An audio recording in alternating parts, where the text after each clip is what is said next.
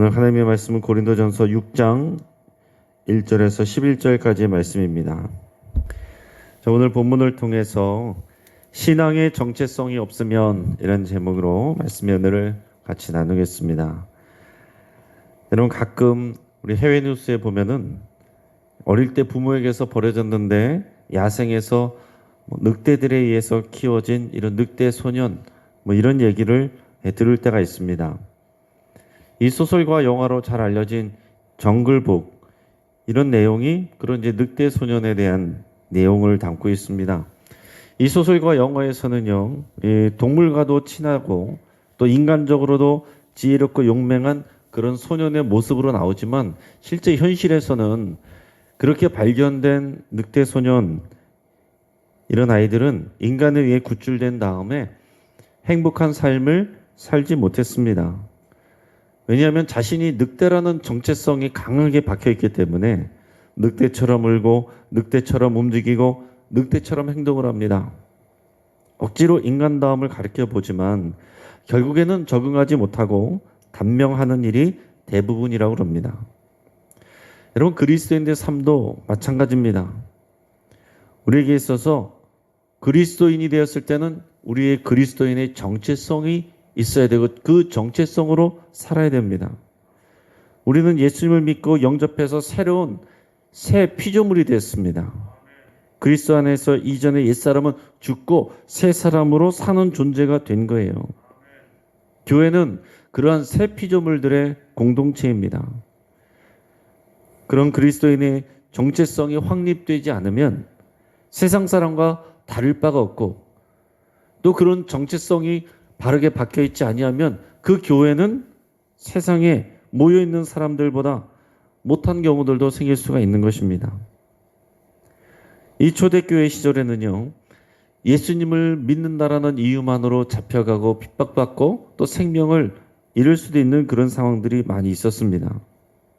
그렇기 때문에 우리가 정말로 믿음이 없이는 이 공동체, 교회 공동체로 들어올 수가 없습니다. 그리고 또 교회 입장에서도 보면 교회 공동체 안에서도 신앙 없는 사람을, 믿음 없는 사람을 그냥 교회 공동체를 받아들일 수가 없습니다. 왜냐하면 그 한 사람으로 인해서 이 공동체 전체가 깨지거나 또 큰 어려움을 당할 수도 있기 때문에 한 사람이 교회 공동체로 들어오고 또 세례를 주고 하는 일들은 굉장히 신중하게 또 판단해서 하는 일이었습니다. 그래서 한 사람이 교회에 들어와서 또 세례를 받고 교인이 되고 성도가 되기 위해서는 못해도 2년에서 3년의 시간이 걸렸어요. 그럼에도 불구하고 교회 성도들 중에는 오늘 사도 바울의 책망을 들을 만큼 미성숙한 자들이 분명히 있었습니다. 여러분, 하물며 오늘날의 교회는 어떻겠습니까? 현대교회는요, 믿음이 없어도 등록 의사만 밝히면 다 받아줍니다. 오히려 등록할 의사가 없어도 등록하시라고 권면을 해서 등록을 받습니다. 그러다가 보니까 등록 카드는 냈지만 실제로는 교회 안 나오는 그런 분들이 있고, 등록 카드를 내고 등록은 해놓고 조금만 무슨 일이 있으면은 금방 또 안 나오는 사람들도 있고, 이 교회에서 등록카드 내고 다른 교회 가서 등록카드 내고 여러 곳에 자기 이름을 걸쳐놓는 그런 사람들도 있기 마련입니다. 그러다가 보니 교회를 다니지만 그리스도인의 정체성, 내가 교회라는, 어느 교회라는 이런 정체성이 없이 살아가는 사람들이 굉장히 많이 있습니다. 그냥 이 교회 마음에 안 들면 다른 교회 가면 되지 하기 때문에 내가 그 교회의 구성원이고 그 교회의 지체다라는 그런 인식 자체가 없는 사람들이 많이 있다는 것입니다. 자, 오늘 사도 바울은 이 고린도 교회의 세 번째 문제를 지적하고 있습니다. 이 세 번째 문제는 같은 교회 성도들끼리 생겨난 이런 갈등을 그 교회 공동체 안에서 해결하지 않고 세상 법정에 나가서 고소하는 이런 일들에 대한 내용입니다. 오늘 1절에서 4절까지 말씀을 같이 읽겠습니다. 자, 시작. 너희 중에 누가 다른 이와 더불어 다툼이 있는데 구태여 불의한 자들 앞에서 고발하고 성도 앞에서 하지 아니하느냐? 성도가 세상을 판단할 것을 너희가 알지 못하느냐? 새 성도 너희에게 판단을 받겠거든 지극히 작은 일 판단하기를 감당하지 못하겠느냐? 우리가 천사를 판단할 것을 너희가 알지 못하느냐? 그러하거든 하물며 세상 일이랴. 그런즉 너희가 세상 사건이 있을 때에 교회에서 경히 여김을 받는 자들을 세우느냐? 아멘. 고린도 교회 성도들 간에 아마 갈등이 있었던 것으로 보입니다. 그 일이 정확히 무슨 일인지는 알 수 없습니다. 그런데 그러자 그 일을 교회 내에서 해결하지 못해서 이것을 세상 법정에 고발하는 일이 있었습니다. 이것에 대해서 사도 바울이 지금 강력하게 책망하고 있습니다. 이것이 얼마나 어리석은 일인지 바울이 이것을 설명하고 있는데요. 교회의 성도가 어떤 존재인지를 다시 설명을 하고 있습니다. 오늘 2절에서 보면 교회의 성도는 세상을 판단하는 자다 이렇게 얘기하고 있습니다. 세상을 판단해야 되는 성도가 어떻게 세상 속에서 나가 그들의 판단을 받으려고 하느냐 이 얘기를 하는 거예요. 여러분 이게 무슨 얘기인지 이해가 되십니까? 성도가 세상을 판단하는 자다라는 것에 대해서 여러분 인식이 있으세요? 성도는 예수 그리스도 안에서 새로운 언약 백성이 됐습니다. 우리가 받은 이 복음 안에서 받은 약속은 뭐냐면 장차 마지막 때 하나님 나라가 완성되면 주님이 세상을 심판하고 다스립니다. 그럴 때 하나님의 백성들은 주님과 더불어 이 세상을 다스린다라는 약속을 받았어요. 이것이 우리가 받은 복음 안에 들어있는 약속입니다. 디모데후서 2장 12절에 보면 참으면 또한 함께 왕노릇할 것이요 우리가 주를 부인하면 주도 우리를 부인하실 것이라 그랬습니다. 여러분 우리가 믿음 생활 가운데 하는 것은 인내로 살아가고 이 땅 가운데서 참고 인내하면 마지막 때에 하나님 나라가 완성되면 함께 주님과 함께 왕노릇할 것이다. 이건 추상적인 얘기가 아닌 겁니다. 또 계시록 2장 26절에 보면 이기는 자와 끝까지 내 일을 지키는 그에게 만국을 다스리는 권세를 주리니 이렇게 약속하고 있습니다. 만국을 다스리는 권세. 그래서 우리가 이 세상의 많은 어려움과 유혹 앞에서도 끝까지 이기는 자가 되어야 된다는 것을 성경에 강조를 하고 있는 것입니다. 여러분 이런 재판관, 검사, 변호사 이 사람들은 결국 세상에 포함된 사람들이에요. 그들 앞에서 우리가 판단받아야 되는 사람들이 아니다라는 것입니다. 그들이 속한 이 세상을 판단하고 다스릴 사람들이 교회의 성도다라는 것입니다. 여러분 교회의 성도다라는 것을 여러분이 이것을 믿음으로 자부심을 갖고 있어야지 성도는 집사보다 아래다 이런 생각들을 갖고 있으면 이것이 올바른 정체성이 아니죠. 그래서 나를 성도라고 불러 기분 나빠서 감정이 상하는 이런 정도의 정체성을 가지고 어떻게 우리가 세상을 살아갈 수가 있겠어요. 여러분 목회자도 성도고 장로도 성도고 믿음 안에서 사는 여러분 모두가 성도입니다. 이것이 얼마나 놀라운 영광스러운 정체성인지 이것을 알아야 돼요. 하나님 나라 가면 성도는 있어도 목사 장로는 없는 거예요. 오늘 3절에서 보면 둘째로 성도는 어떤 사람들이냐? 성도는 천사들도 판단하는 존재다 그랬습니다. 아, 우리는 천사들도 판단하는 존재구나. 여러분 이것이 이해가 되십니까? 이 생각을 갖고 있으세요? 여러분 이것은 무슨 얘기냐? 마지막 때에 심판받게 되는 악한 영들을 의미하는 것입니다.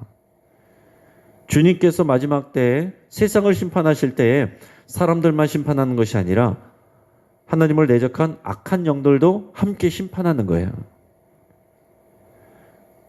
그때에 우리 성도들도 같이 심판하는 것입니다. 그것은 지금도 마찬가지예요. 성도인 우리는 누구든지 예수 그리스도의 이름으로 악한 영들을 꾸짖고 쫓아낼 수가 있습니다. 이것은 우리에게 능력이 있어서가 아니라 우리 안에 있는 예수 그리스도의 이름에 권세가 있기 때문에 그런 거예요. 요한복음 1장 12절에 영접하는 자, 곧 그 이름을 믿는 자들에게는 하나님의 자녀가 되는 권세를 주셨으니 그랬습니다.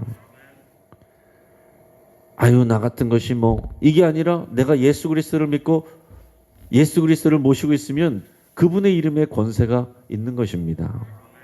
여러분, 그래서 내가 성도인 것을 알면 내 안에 주님의 권세가 있구나, 그 이름의 권세가 있구나, 이것을 아셔야 되고, 문제가 있으면은 그냥 어디 능력 있는 사람 쫓아다니면서 기도해달라고 그러는 것이 아니라 내 안에 있는 예수 그리스도의 이름으로 여러분 그 문제들에 대해서, 또 우리를 심란하게 하는 그 악한 영들에 대해서 여러분 대적하고 꾸짖고 쫓아내고 여러분들 하실 수 있는 거예요. 성도들이 이렇게 세상과 악한 영들도 심판하는 존재인데 그런 정체성도 모르고 세상에 교회 안에 있는 형제를 고소한다는 것이, 이것이 말이 되느냐라고 사도 바울이 지금 책망을 하고 있는 것입니다. 여러분, 이것을 우리가 믿음으로 받아들일 때 우리 한국교회 안에 책망받아야 될 일들이 얼마나 많겠습니까? 오늘 5절에서 8절 말씀을, 이 바울의 책망을 같이 듣겠습니다. 같이 읽겠습니다. 시작. 내가 너희를 부끄럽게 하려 하여 이 말을 하노니 너희 가운데 그 형제간의 일을 판단할 만한 지혜 있는 자가 이같이 하나도 없느냐? 형제가 형제와 더불어 고발할 뿐더러 믿지 아니하는 자들 앞에서 하느냐? 너희가 피차 고발함으로 너희 가운데 이미 뚜렷한 허물이 있나니 차라리 불의를 당하는 것이 낫지 아니하며 차라리 속는 것이 낫지 아니하냐? 너희는 불의를 행하고 속이는구나. 그는 너희 형제로다. 아멘. 여러분, 고린도 교회 성도들, 이분들은 자신들 스스로를 상당히 수준 높게 평가를 하고 있었습니다. 앞에서 얘기한 것처럼 이 고린도 교회는 많은 신유 은사, 또 치유의 역사, 또 여러 가지 성령의 은사들이 나타났습니다. 예배 가운데서도 그런 일들이 무질서할 정도로 나타났어요.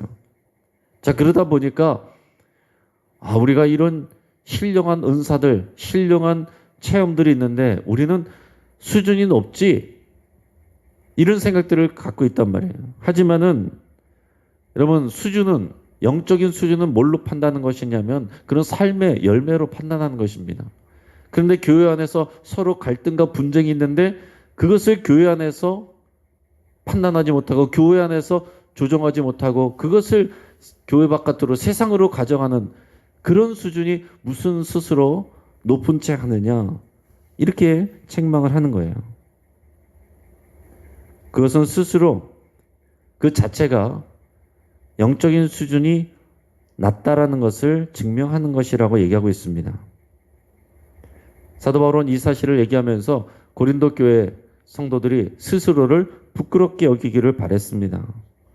앞에서 얘기했던 이런 계모와의 음행 같은 사회적으로도 지탄받을 만한 이런 일들이 벌어졌을 때는 그 사람들이 사회적으로 또 높은 위치에 있고 교회 안에서 영향력이 있다는 것으로 인해서 사람들이 쉬쉬하고 말도 안 했는데, 이 안에서 충분히 해결할 수 있을 만한 일을 가지고 너희는 왜 세상 가지고 나가서 이것을 고소하고 고발하고 왜 교회의 이름을 더럽히느냐?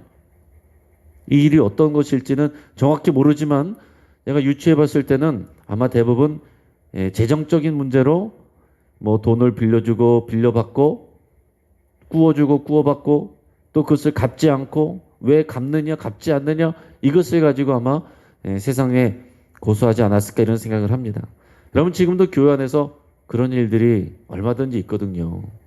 또 교회 안에서 성도들이다 보니까 서로 뭐 투자해라, 또 돈 좀 빌려줘라. 그런데 교회니까 또 그 안에서는 또 좋은 게 좋은 거지 그러면서 갚지를 않아요. 또 그 안에서 또 서로 갚아라, 갚지는 않는다. 그러다 보면은 또 왜 못 믿느냐? 나중에는 기다리다가 화가 나니까 또 고소하기도 하고 그렇습니다. 이런 일들로 인해서 교회 안에 항상 갈등이 생기고 분열이 생기고 어려움과 문제들이 생깁니다. 그래서 교회마다 교회 안에 돈을 주고받는 일을 하지 말라. 돈 꿔주고 주고받고 이런 일, 금전거래 하지 말라. 서로 누구 믿고 또 함부로 투자하지 말라. 그런 것들을 항상 얘기를 합니다. 왜냐하면 그 이후를 스스로 감당을 잘 못하기 때문에 그런 거예요. 그런 것들이 빨리 해결이 안 될 때, 이 안에서 해결이 안 되니까 세상에다가 고소를 한단 말이죠.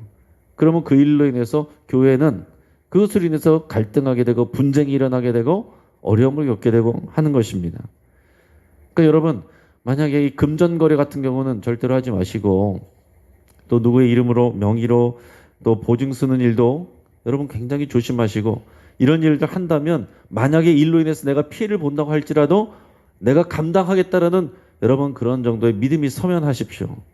그리고 내가 돈을 꿔준다고 할지라도 금전거래를 할 때 여러분들이 감당할 수 있을 만한, 내가 이것을 혹시 띄더라도 못 받더라도 내가 이것을 감당할 수 있는 정도만 그렇게 하시고, 그것 때문에 내가 시험 들 정도라면은 아예 하지 않는 것이 낫습니다. 근데 교회 안에서 스스로도 이런 일들을 지혜롭게 판단할 만한 사람이 없느냐, 그러면서 너희가 어떻게 스스로 지혜롭게 여기느냐, 이렇게 얘기를 하는 것입니다. 교회 안에서 해결할 수 충분한 일임에도 불구하고 세상 법적으로 가정한 것은 결국은 뭔가 그 안에 어떤 것이 있습니까? 경쟁하고 시기하는 마음이 있다라는 거예요. 그 안에서 서로 양보하면은 해결할 수 있는 부분인데 아무도 양보를 안 하는 것입니다. 누가 옳으냐? 세상 법정에 나가서 따져보자. 내가 옳다는 것을 인정받으려는 그런 마음 때문이에요. 그게 결국 뭡니까? 자기의입니다. 자기의.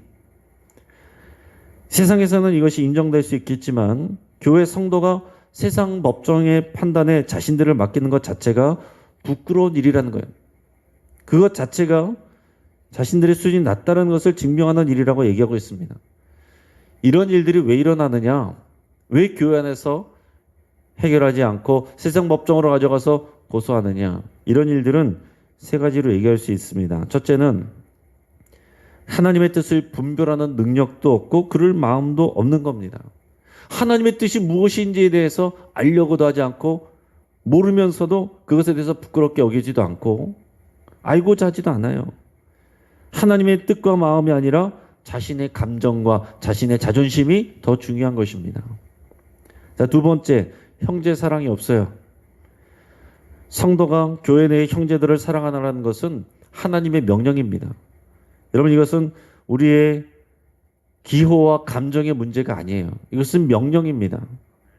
눈에 보이는 형제를 사랑하지 못하면서 눈에 보이지 않는 하나님을 사랑한다는 것은 이치에 맞지 않는다라고 성경은 말하고 있습니다.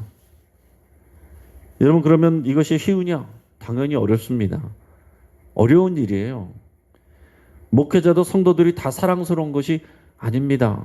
신앙 좋은 사람들도 다 성도 간에 마음에 들어서 다 이렇게 잘해주는 건 아니겠죠. 하지만 형제 사랑은 내 감정과 기호를 따르는 것이 아니라 믿음의 문제이고 하나님의 명령이고 주님의 몸된 교회를 지켜가야 되는 굉장히 중요한 문제와 관련된 것입니다. 내가 이것을 따르지 아니하고 그냥 내 마음에, 내 기호에, 내 감정에 나와 친한 사람과만 소통이 되고 그렇지 않은 사람들에게서 대적한다면, 그렇게 해서 교회를 나눠놓는다면 그것 자체가 믿음을 따르지 않는다라는 것입니다. 여러분, 자기 십자가를 지는 거, 자기를 부인하고 자기 십자가 지는 거, 여러분 추상적으로 생각하면 안 되고요. 내 마음에 들지 않는 교회 안의 지체를 용납하고 용서하고 그들과 화해하고 더불어 함께 지내는 것, 서로 협력하는 것, 그것이 자기 부인과 자기 십자가를 지는 것입니다. 여러분, 우리의 말로 우리의 신앙을 말하는 것, 우리 스스로 지혜 있는 척, 우리 스스로 영적으로 높은 척 하면서 교회 안에 성도가 하나 되지 못하는 것, 그냥 우리가 믿음이 어리구나, 여러분 그렇게 자복해야 된다라는 것입니다. 자, 셋째, 이런 일들이 일어난 것은 예수님을 따르는 삶의 실천이 없기 때문에 그렇습니다. 여러분, 그리스도인이 되고 교회 성도가 된다는 것은 뭡니까? 방금 얘기한 것처럼 내가 그리스도인이다, 내가 교회 성도다라는 정체성이 있어야 되는 것이고, 그것은 자기를 부인하고 자기 십자가를 지고 예수님을 따라가는 그런 사람이다라는 그런 정체성이 있어야 되는 거예요. 그런데 교회 형제를 세상 법정에 고소하는 것은 예수님을 따르는 삶이 아니다라는 것이죠. 그래서 7절에서 바울은 뭐라고 얘기하냐? 차라리 불의를 당하고 속임을 당하는 것이, 또 피해를 보는 것이 피차 고발해가지고 교회와 하나님의 이름을 부끄럽게 만드는 것보다 낫다라고 얘기를 하고 있는 것입니다. 교회 안에서는 우리가 더 높은 목적, 하나님의 귀한 목적은 교회를 건강하게 지키는 것입니다. 그것이 내가 맞고 옳고 의롭다라는 것을 증명하는 것보다 더 귀한 일이에요. 교회 안에서는 똑똑한 사람이 교회를 지키는 것이 아니라 믿음을 따라서 자기 자신을 부인하는 사람이 교회를 지키는 것입니다. 그 사람이 성숙한 거예요. 그래서 당장에 사람들 앞에서 눈에 보이는 데서 내가 더 옳다, 내가 맞다라는 것을 증명하고 그것을 밝히 보이는 사람은 믿음이 연약한 사람입니다. 차라리 내가 지고 내가 용납하고 내가 다 수용하고, 이 사람이 성숙한 사람이고, 내가 교회의 하나됨을 지키기 위해서 참고 내가 용납하고 용서하고 내가 낮아지고 차라리 내가 피해를 보고 내가 불의를 당하고 내가 차라리 뒤통수를 맞는 그 사람이 하나님이 기뻐하시는 자다라는 것입니다. 여러분, 세상을 살아가면서 그리스도인으로 살아가면서 나는 절대로 손해보지 않겠다, 여러분 이런 생각 내려놓으셔야 됩니다. 누군가가, 여러분 모든 사람들이 다 연약하고 부족한데 그러다가 보면은 누군가가 손해를 볼 수도 있고 속을 수도 있고 뒤통수도 맞을 수 있는데 내가 그 자리에 있겠습니다. 여러분 그 고백을 하실 수 있길 바랍니다. 똑똑한 사람은 그 일을 못해요. 주 안에서 미련한 사람이 되십시오. 내가 주님의 영광을 위해서, 내 주님의 몸된 교회를 위해서 미련한 자가 되십시오. 그 사람이 교회를 지키는 사람이고 그 사람을 하나님이 기쁘게 여기시고 그 사람이 믿음이 성숙한 사람입니다. 그런데 여러분, 실제로 한국교회 안에 이런 일들이 지금도 많이 일어나고 있습니다. 교회 안에서 해결돼야 될 문제를 세상 밖으로, 세상 법정으로 고소 고발하는 일들이 점점 더 늘어나고 있어요. 여러분들, 세상 판사들이 이 교회의 문제들 가지고 오는 것을 굉장히 피곤해합니다. 여러분, 아예 믿음이 없는 사람들은요, 법이요라면 세상의 법으로 판단을 하면 거기에 따르기라도 하는데, 교회 문제를 가지고 온 사람들은 세상의 법정에서 판단을 내려줘도, 자기들이 갖고 왔어도 그 판단을 내려도 순응을 안 하는 거예요. 이것을 하나님의 뜻이다라고만 얘기하면서 세상 법정으로 가져가고 나서 그 판결을 받고 나서도 그것도 지키지 않고 따르지 않는 사람들이 교회 사람들이다, 이런 평가를 받고 있다라는 얘기죠. 여러분, 바울은 마지막으로 가장 강력한 경고를 하는데 이런 일들은 불의한 일이다 라고 못 받고 있습니다. 여러분, 불의한 일을 행하면서 나는 믿음이 있다 라고 여기는 사람, 하나님의 나라를 유업으로 받을 수 없다라고 얘기합니다. 쉽게 말하면 구원받지 못한다라는 얘기예요. 이것은 구원과는 상관이 없고 나의 어떤 믿음의 문제와는 상관이 없다라고 생각하는 사람들, 그렇지 않다라고 분명하게 얘기하고 있는 것입니다. 여러분, 이것은 굉장히 두려운 얘기예요. 내가 믿음이 있노라 말하면서 불의한 죄를 두려움 없이 범하는 자는 천국에 갈 수 없다. 나는 예수님을 믿고 나는 구원받았다고 구원의 확신이 있고 나는 세례도 받았고 교회도 평생 다녔지만 천국에 갈 수 없는 사람들이 있다라고 분명히 얘기를 하는 것입니다. 오늘 9절에서 11절 말씀 같이 읽어보겠습니다. 자, 시작. 불의한 자가 하나님의 나라를 유업으로 받지 못할 줄을 알지 못하느냐? 미혹을 받지 말라. 음행하는 자나 우상 숭배하는 자나 간음하는 자나 탐색하는 자나 남색하는 자나 도적이나 탐욕을 부리는 자나 술 취하는 자나 모욕하는 자나 속여 빼앗는 자들은 하나님의 나라를 유업으로 받지 못하리라. 너희 중에 이와 같은 자들이 있더니 주 예수 그리스도의 이름과 우리 하나님의 성령 안에서 씻음과 거룩함과 의롭다 하심을 받았느니라. 아멘.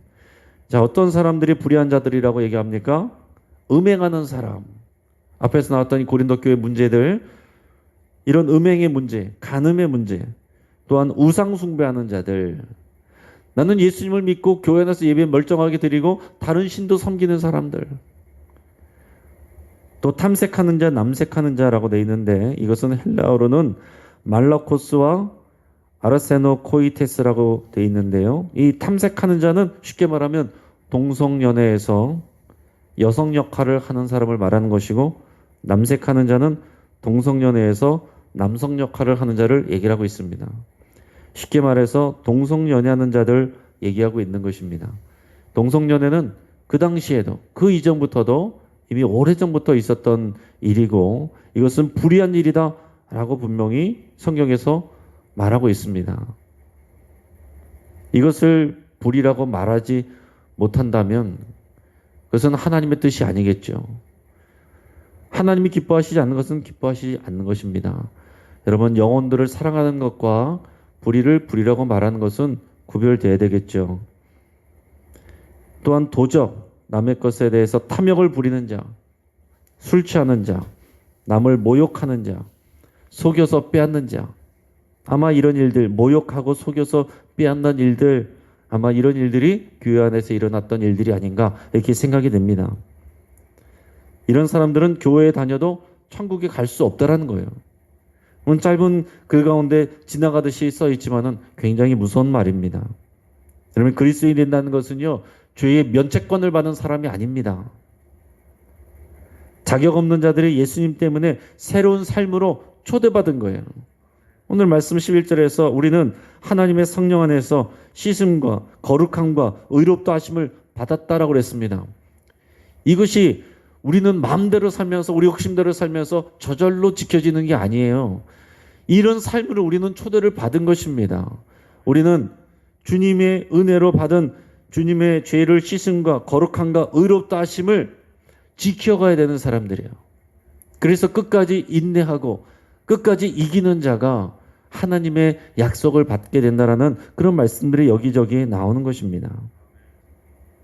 우리는 우리의 기분과 우리의 수준에서 하는 그런 판단과 결정으로 살아가면은 안 되는 사람들입니다.